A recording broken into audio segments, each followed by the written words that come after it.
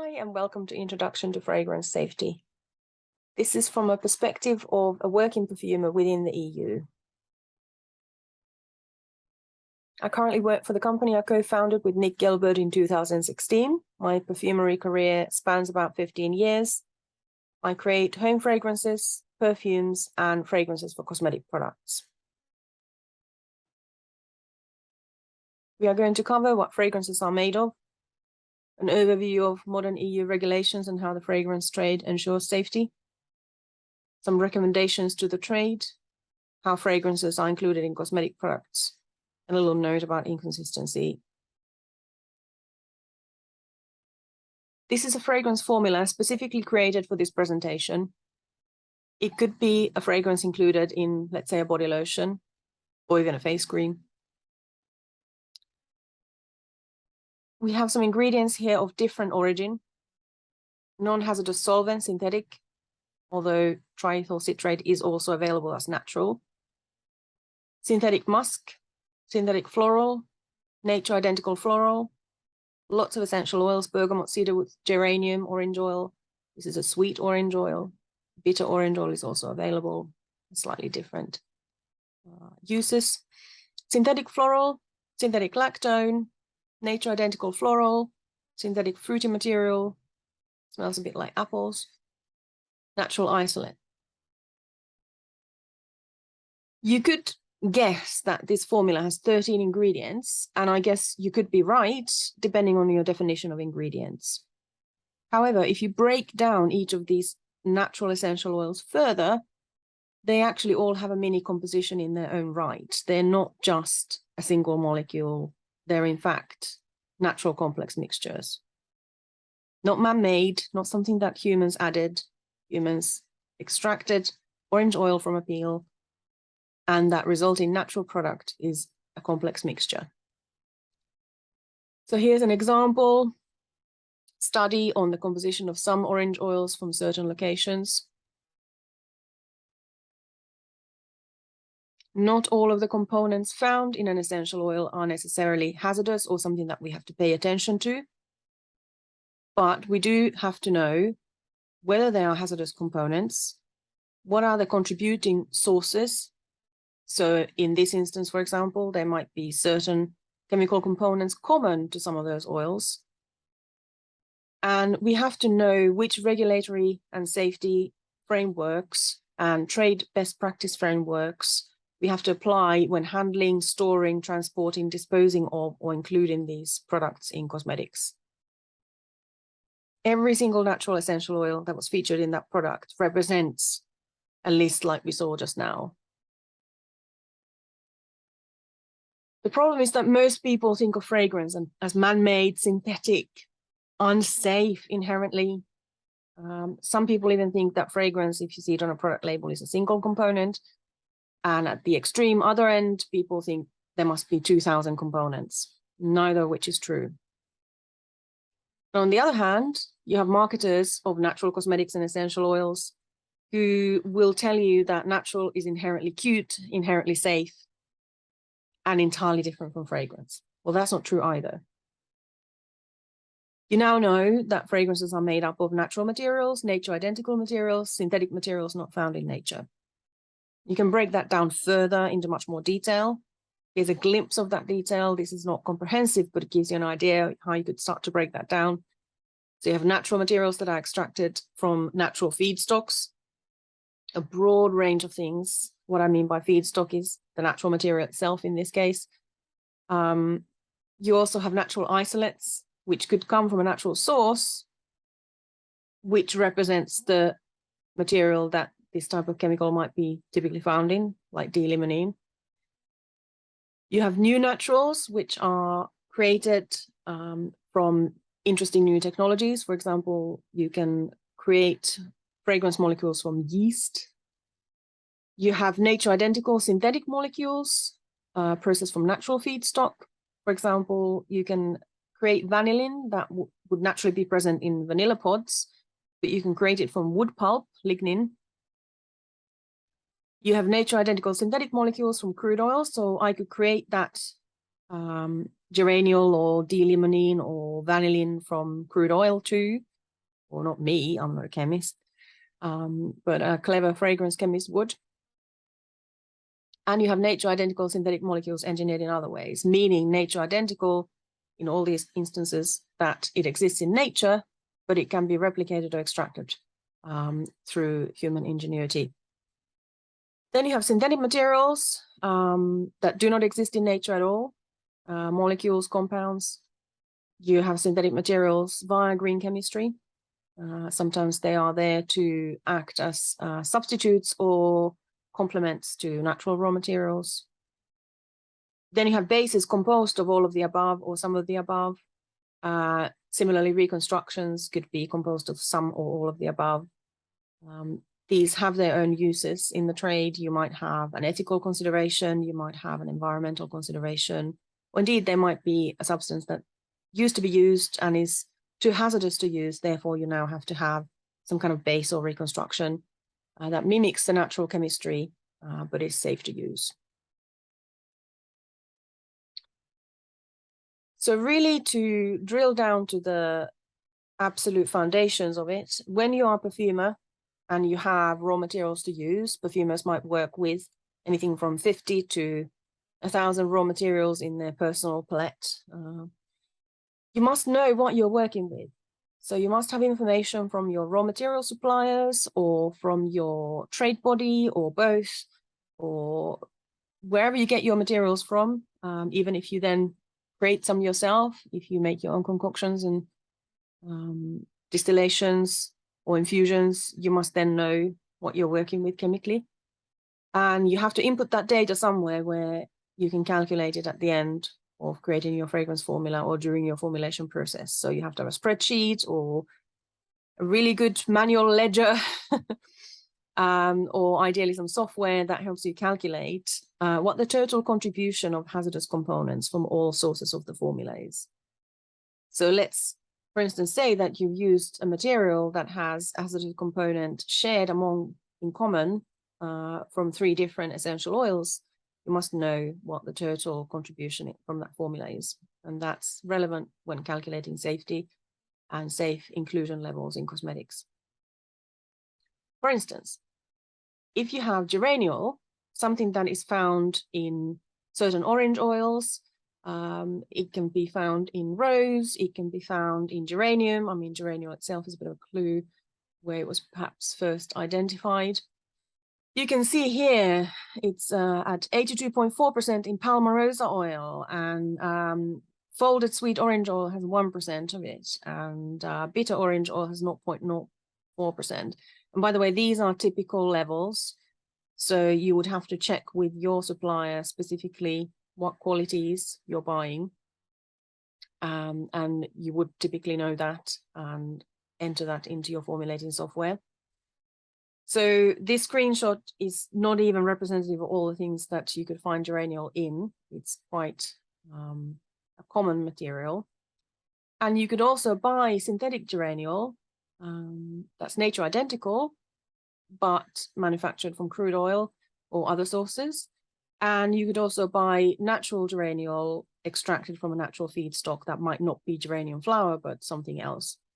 So it's one of those materials that pops up a lot, is used a lot, but has issues because it is allergenic.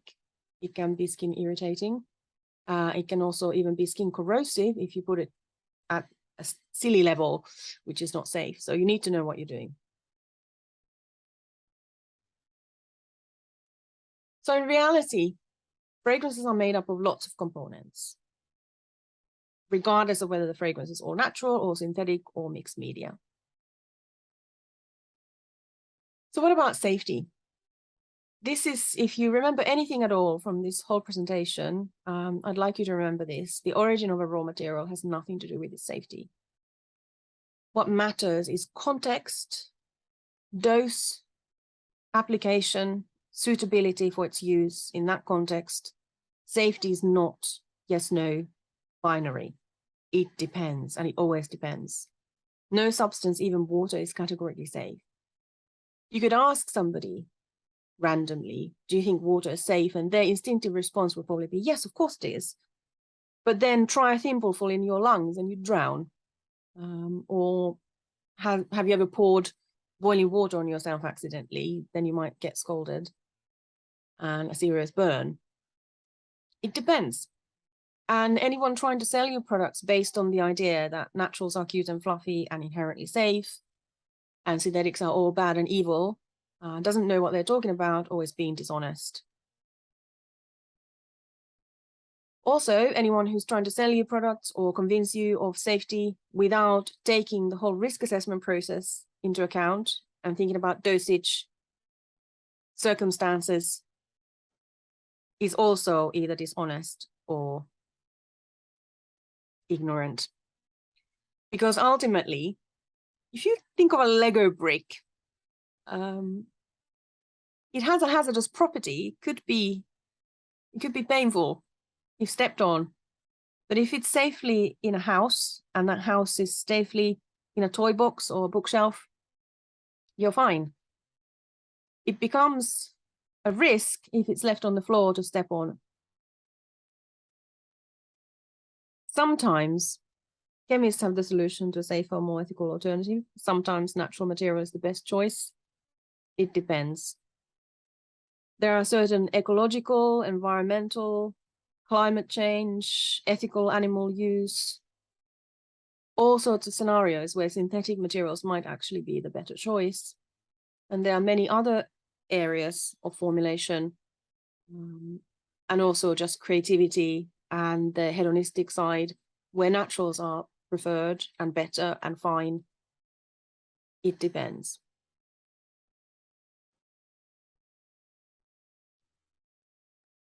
So of course, there were no regulations in the ancient world. Perfume wasn't even that much of a skin contact product then. At the start of what our trade calls modern perfumery, specifically in Europe, and this is in massive quotes because that whole thing is a presentation in its own right.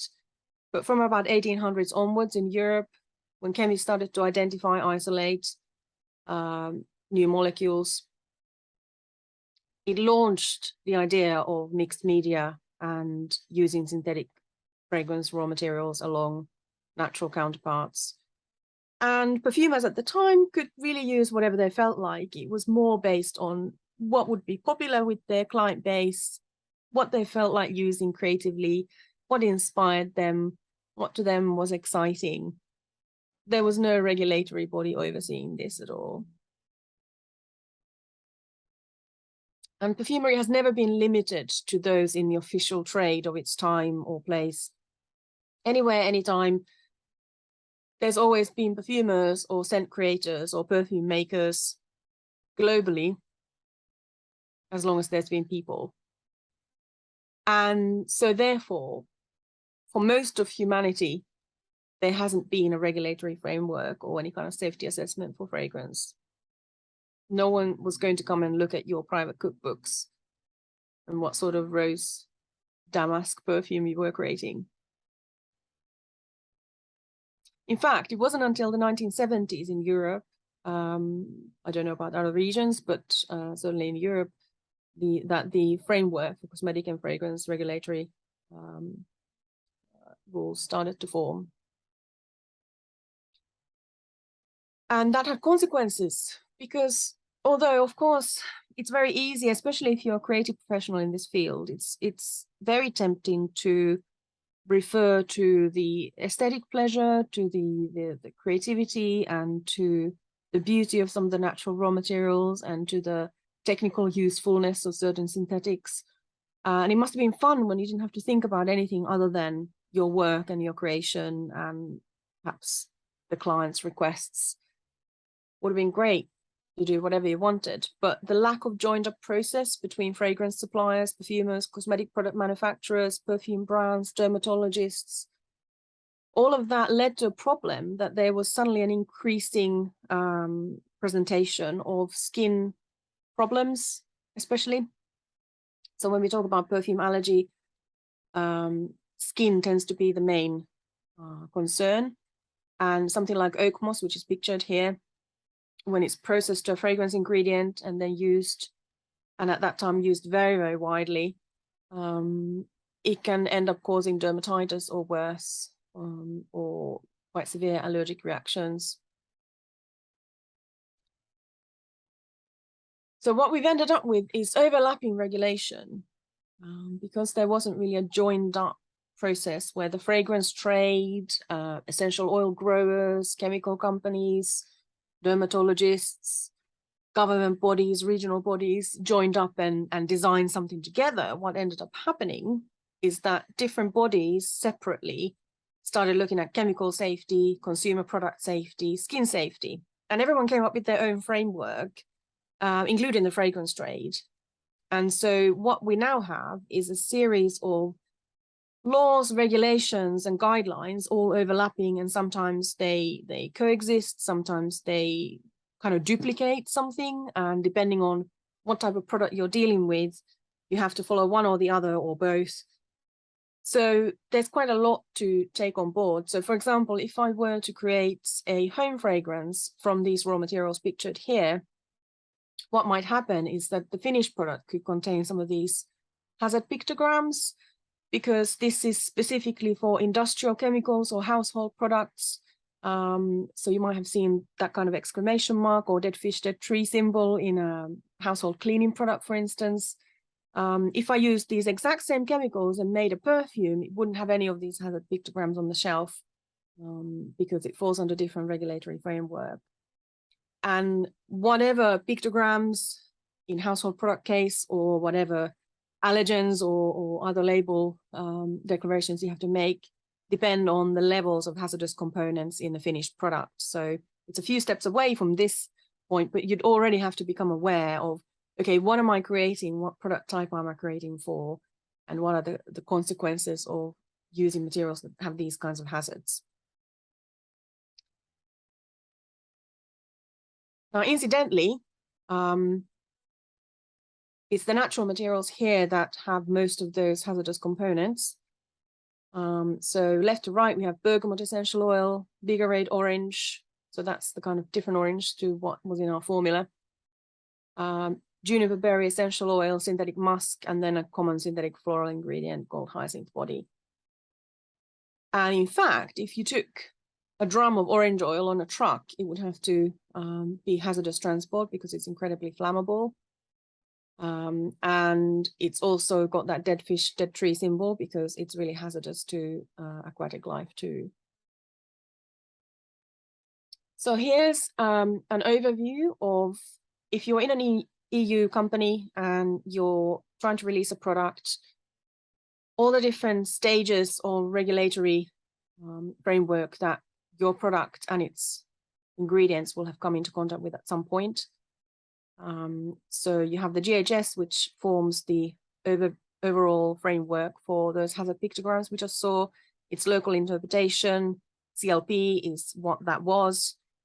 Then, very importantly to this presentation, we have the cosmetic regulation, and also the industry recommendations from International Fragrance Association, IFRA.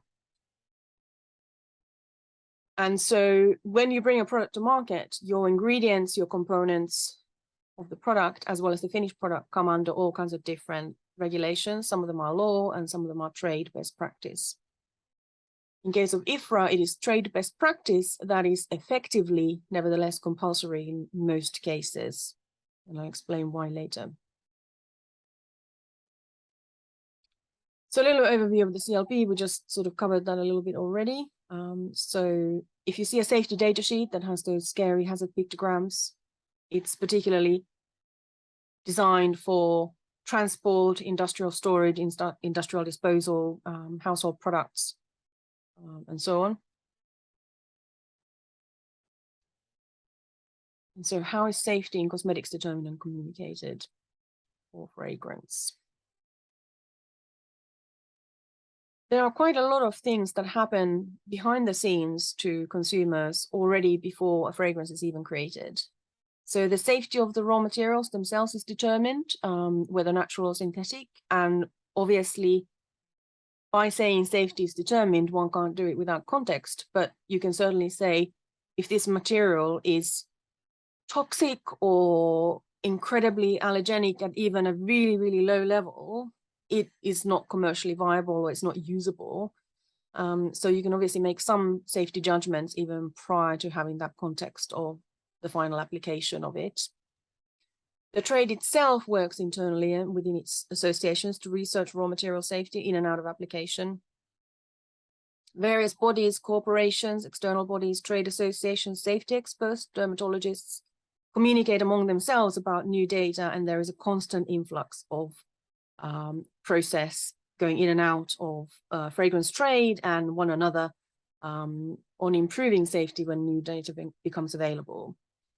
And then IFRA, the fragrance trade, through IFRA, responds to concerns about undesirable constituents of natural complex substances, like orange essential oil. Bergamot oil is a great example. There's a harmful component present in natural bergamot oil, which will cause a sort of a whitish phototoxic rash on skin if applied without any kind of further refinement and processing. And the trade has responded by being able to produce bergamot oil without this hazardous component inside. And so it's no longer phototoxic. So that's an example of how the trade might respond. Another example would be to limit those harmful substances in the finished product to a point where no problem would occur anymore. IFRA also works on digesting and communicating data that comes available from corporations or regulatory bodies, and then working internally to either decide whether that has to be incorporated into a new IFRA standard, or whether that's something that has to be pushed back on. And IFRA does frequently do that, try to open the consultation to its members and go back and sort of present alternative science and alternative research, which can counteract some of the claims or demands that come from other sources. And then very importantly, the trade itself, now when creating any new molecules, will of course already determine safety. So you might have a fragrance house that's working on hopefully releasing one new molecule next year. They would already be working on dozens and dozens, and then whittle it down until the safety profile, the odor profile, and other factors are just right. So it's a really complex and expensive process. And safety is absolutely the first consideration. So a perfumer creating a fragrance for cosmetic product or creating an eau de toilette, eau de parfum would typically have this kind of framework underpinning the creativity. So you would have to be aware of and work towards EU cosmetic regulation, to IFRA, and you'd have to know what the composition of the raw materials that you work with are. And you would get this information from your raw material supplier in form of safety data sheets and other documentation. And then, of course, if the brand itself or your client wants to have any particular label claims, they might want to say it's got no EU allergens, for example. That can be a label claim, or it might be that they want to certify through a particular certifying body to be vegan, or to go under EcoCert or something like that. So the brand might have further constraints or requests. And so you have to work to various creative constraints as you create before anything even starts. And that might lead you to have a particular long list of raw materials to begin with, from which you then select. So very briefly, I recommend you have a quick look on the IFRA website and the website for RIFM. They're actually quite interesting, and they have a lot of information available for free. And you do not have to be a member of IFRA to download IFRA standards, or in fact, any of the sort of information that pertains to fragrance safety. It's all there. And very important here to point out that RIFM is an independent body formed of experts that come from all kinds of backgrounds globally: biology, chemistry, engineering, toxicology. And they independently conduct studies and experiments to determine safe levels or make recommendations And so they might find that certain constituents of certain materials or certain synthetic molecules are causing an issue. They might able to find a way to make a recommendation about that through their studies, and then IFRA will determine with their own scientific body, an expert panel, what will actually go on into IFRA recommendations and standards, and that's then communicated to IFRA members. IFRA is not a regulator, it is a trade body, and it adapts to requests, new science, new data becoming available, new pressures, and sometimes doesn't just adapt, but sometimes negotiates, acts as a diplomat. So one could describe IFRA as a kind of diplomatic and scientific trade body that enables communication between experts in the fragrance trade and those with no expertise in it, but in other areas, for example, dermatology. It's a snapshot of IFRA categories. We're going to have a look at them in detail in a second. So the idea is that even though IFRA recommendations are compulsory to IFRA members, anyone can, in fact, follow IFRA without paying the membership fee. Here's more detail on the categories. So as you can see, they're being organized by application scenario. And so separate categories for things that are rinse off, separate categories for things that are leave on. And also the total surface area where you apply the product is taken into consideration. So for example, category 4, products related to fine fragrance, a perfume, to Americans, cologne. If you're spraying it just on the neck, perhaps a little bit on the chest, perhaps a little bit on the wrist, you're not going to apply fragrance at the same surface area as you would a body lotion, which goes everywhere. So those sort of things are taken into account here. They've also done a lot of science that's not visible here at the point of communication, but you can certainly have a look at on things like what should be a baby product given the mass of the end user versus an adult. And even things now that weren't before but are now separated are things like home fragrance type categories. And that's important because if you have a candle, the fragrance is more or less captive in that wax. Whereas if you have a diffuser, it's really just free liquid being evaporated. So you need to have a slightly different consideration for safety.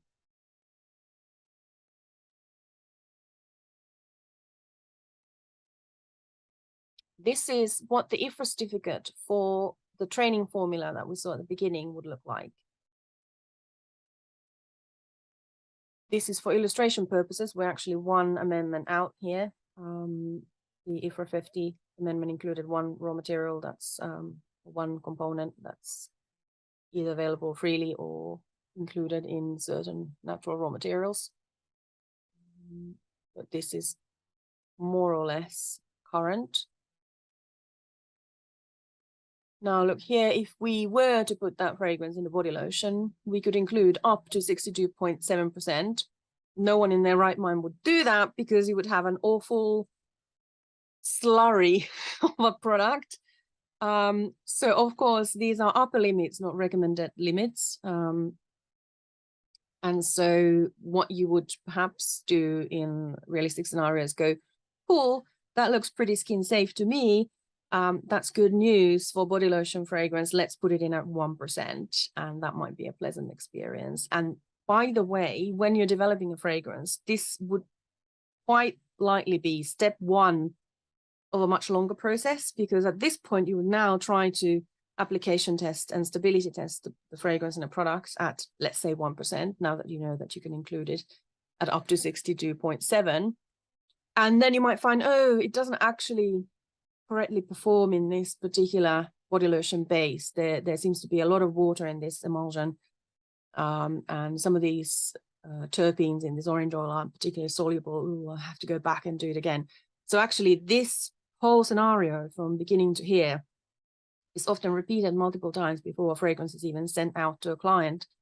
And then if the client comes back and says, oh, I forgot to tell you, I hate the smell of orange oil, then you have to go back and do it all over again, possibly multiple times before you send out the next set of samples.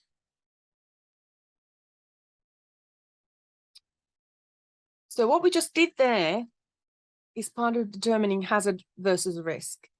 So we were looking at the potential application scenario, potential inclusion level, and we were trying to figure out the risk assessment for including that fragrance in a particular product type. So typical steps taken to create and include a fragrance in a cosmetic product. This is obviously a summary. A lot goes on, but it could be summarized like this. The perfumer will select appropriate materials, and that itself depends on a lot of things. So you might end up with a long list of materials that you can use for that particular project based on fragrance brief, product type, application scenario, final inclusion level in product that you're expecting, and then of course your own creative intuition.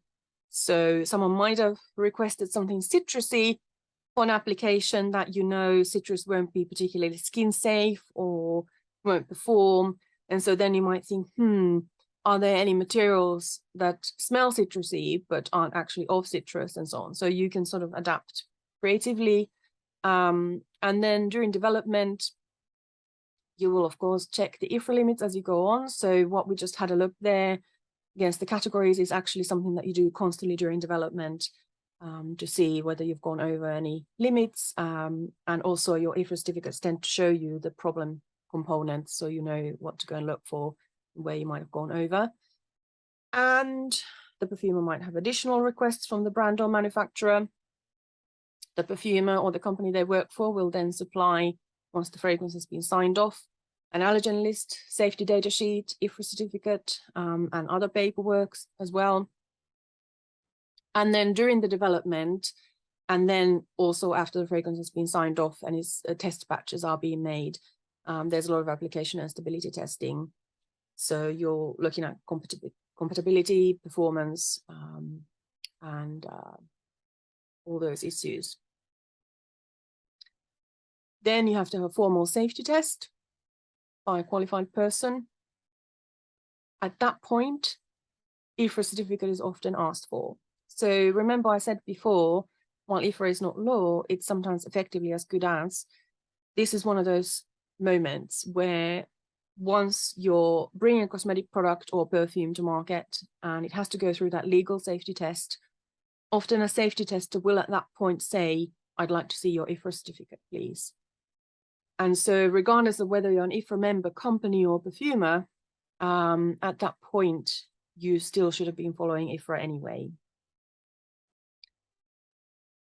Which allergens get listed on packaging will be determined by the inclusion level, percentage of fragrance in a finished product. So obviously, there's a cutoff point of allergens to be included on a label. There's a certain point at which they no longer become relevant. And that depends on the total contribution from all sources in your fragrance. And then, of course, you have to register the product on the EU cosmetic database and so on. All of this is what the product's marketer or brand or manufacturer will be doing. So it's not what the perfumer will be doing, unless the perfumer is all those things too, but it's still part of the process. And again, at this point, some people in the product information file might choose to have all the possible available paperwork.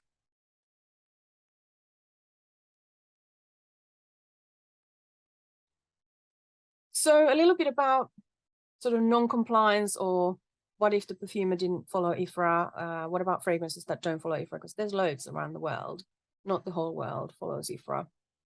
And to pretend so would actually be a problem, because we have to address this. So what happens? So for example, in India, IFRA is not typically followed. In a lot of other countries, a lot of other markets, IFRA might not be followed. Also, if you're perceiving yourself not to be selling fragrance, but you're selling aromatherapy products or essential oils direct to consumer, you might not even know what IFRA is, or you might not even understand necessarily the composition of the products that you're selling, because there's a lot of multi-level marketing going on at the moment where people haven't been given enough training or information on the product that they're selling.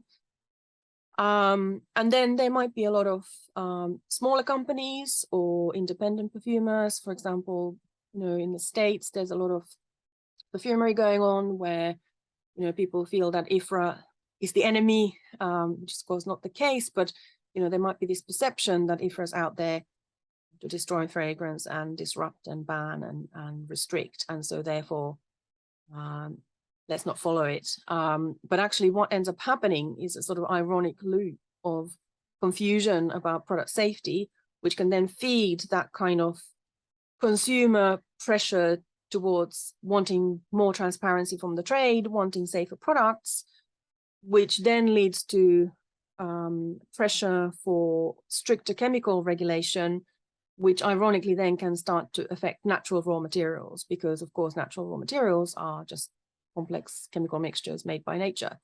And so in all cases, and an approach that does not understand or chooses to ignore science and risk and context-based strategy will end up having unintended consequences. And there could be policies around the corner, and have already been policies in the past, where there have been unintended consequences for materials that were specifically targeted, that got caught in the crossfire of stricter chemical regulation or stricter demands from NGOs or dermatologists, etc. And this is all really difficult, because we've seen this with other parts of the cosmetic trade too, like preservatives, etc. Sometimes it's easier for marketers and brands to mislead for short-term profit, because if they're jumping on a bandwagon, they think, hey, this statement or this claim is popular with consumers, let's go with that.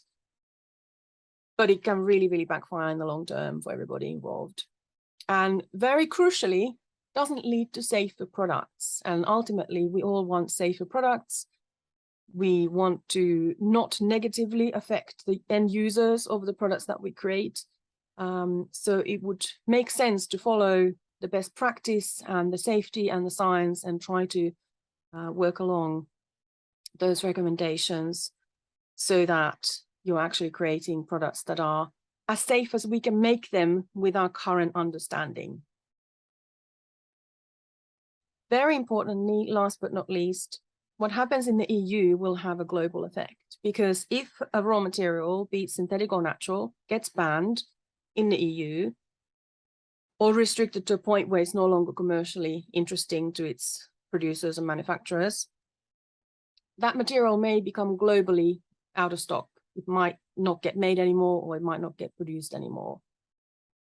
So that's quite important to realize. Also, a lot of the clients of fragrance houses and perfumers are global brands or global manufacturers who have a product that they wish to sell in multiple markets. And while formulations may vary from market to market, obviously it's an ideal scenario for the manufacturer or the brand if they don't have to.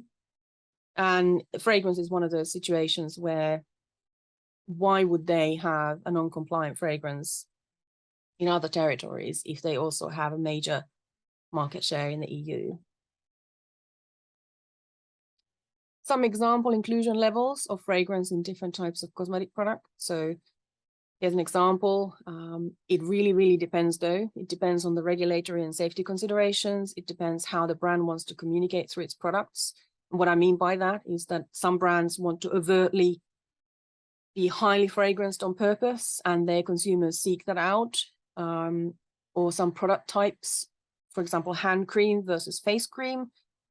Hand cream might deliberately want to be really, really fragranced, whereas a face cream might only have like 0.1, 0.2% of fragrance and sort of just there as a background and a masking fragrance. And so it really depends.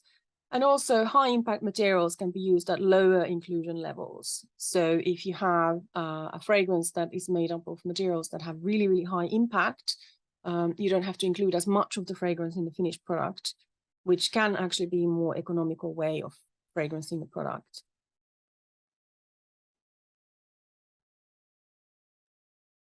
So some myths.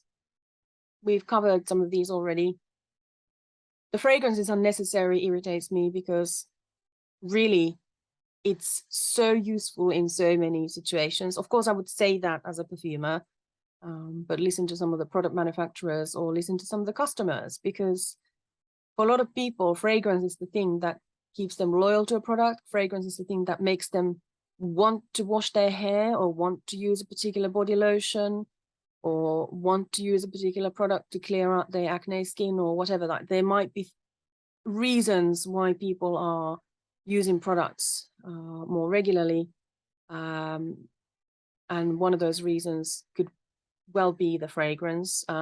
Fragrance also has positive mental health and quality of life contribution just from the emotional side of it. And from a pragmatic point of view, a lot of base products in cosmetics smell unpleasant and require some kind of cover just to mask the odor that can be sometimes not too bad, but kind of annoying, like waxy, or sometimes actually revolting. And you wouldn't want to have that smell on your face or your body. As you now know, fragrance is unsafe is a silly myth, because nothing can be categorically safe or unsafe. It really depends on toxicology, risk assessment, scenario, and professionally formulated fragrance are safe to use as intended. Fragrance allergy, 3% is not nothing. The figure varies a little bit from sort of 1 to 11%. 3% is the most commonly cited figure in the trade, within the trade itself. And it would be much, much larger percent if we hadn't started to look at oak moss, if we hadn't started to create trade best practice recommendations, and if there hadn't been so much science going into it. And so this is still a significant enough number that things like labeling allergens on the product are good initiatives. Things like looking at inclusion levels in product based on category are good initiatives. And things like determining IFRA standards that try to look at problematic ingredients and limiting their level in a finished product to a point at which no adverse reaction should occur, that's a good initiative. Dermatologists all want to ban fragrance. No, they don't. A lot of dermatologists use fragrance products themselves, and they understand the risks associated, and they understand that if somebody already presents to them with lots of skin conditions, it might be safer to recommend that they don't use fragrance products in the first place because their skin barrier has been compromised. On the other hand, if somebody's really enjoying using a particular face wash and face cream that has some fragrance in it, they might have problematic skin, but they don't seem to be reacting to it and they're fine with it, then please carry on using it because it's working for them in other ways. So there's nuance here, and nuance is required. There are lots of fragrance-free products available, and it would be good if such a thing would continue to rise in popularity with manufacturers, because I believe in providing people with options. And there might be instances where you might not want any noticeable fragrance in your facial skincare, but you might really enjoy a fragranced hand cream or fragrance deodorant. And so it depends again. And then fragrance corporations want to replace natural raw materials with synthetics. Well, that's nonsense. Fragrance corporations are very interested in the money they're making from natural raw materials. And believe me, that's a lot. Plus, it's actually the responsibility of a fragrance manufacturer to reformulate a product if an ingredient has to be replaced. So, of course, a fragrance company wouldn't want to take that cost on purpose. Absolutely not. And IFRA is destroying fragrance. I think we've debunked that quite successfully, hopefully. IFRA is actually there as a diplomat between the different pressures coming from various regulatory or NGO or other bodies trying to restrict and ban fragrance ingredients or fragrance entirely. And IFRA is, in fact, acting as a go-between, and sometimes I guess it's easier to sort of blame the messenger, but in this case IFRA is more of a messenger than anything else. And then natural is always safest. The origin of a raw material has nothing to do with its safety. So some recommendations to the cosmetic trade. Deal with reality, please, and accept that even natural raw materials fall under chemical regulations. This is so important. So don't try to pretend that natural raw materials aren't chemical. They are. Please address the regulatory landscape or those putting pressure on raw material safety instead. Address the actual structures that are there rather than try to believe or promote a fantasy. Please develop business strategies that don't rely on misleading people about safety. Find a pragmatic balance between keeping marketing simple versus having difficult conversations with customers, because of course you can't do a whole education on a shop floor. Join the conversation via trade bodies and work groups and participate in influence in the future in a positive way. So try to improve, make things better. And please follow IFRA and use fragrance suppliers and perfumers who follow IFRA. Thank you. Olfiction team and myself are here to answer any further questions. Drop me a line if you want to ask anything more. And I'll be here after this presentation for Q&A. Thank you.